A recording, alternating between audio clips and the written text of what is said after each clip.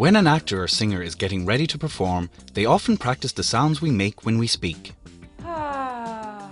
Every letter in the alphabet has a different name. A, B, C.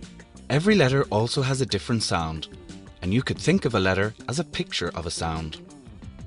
The letter A is a picture of this sound. Ah. Ah. This is the sound which the letter A has at the beginning of the word apple. Ah. Ah. Apple.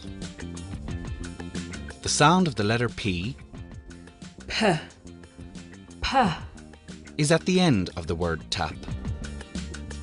The sound of the letter V V.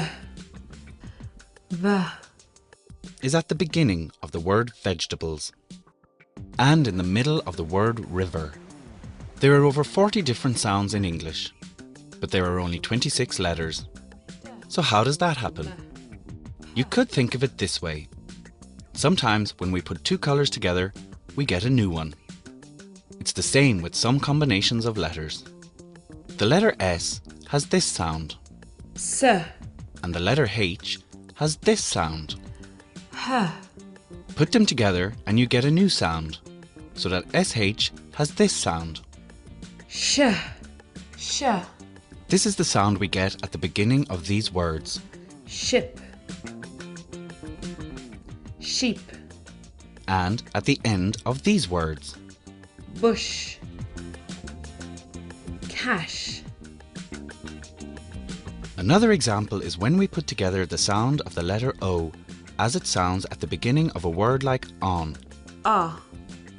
and the sound of the letter U as it sounds in the word under. Put them together and you get a new sound. Ow. This is the sound we get in these words. Playground. Roundabout. Every sound can be written down as a letter or a combination of letters. You can use these sounds to help you figure out how words are spelled.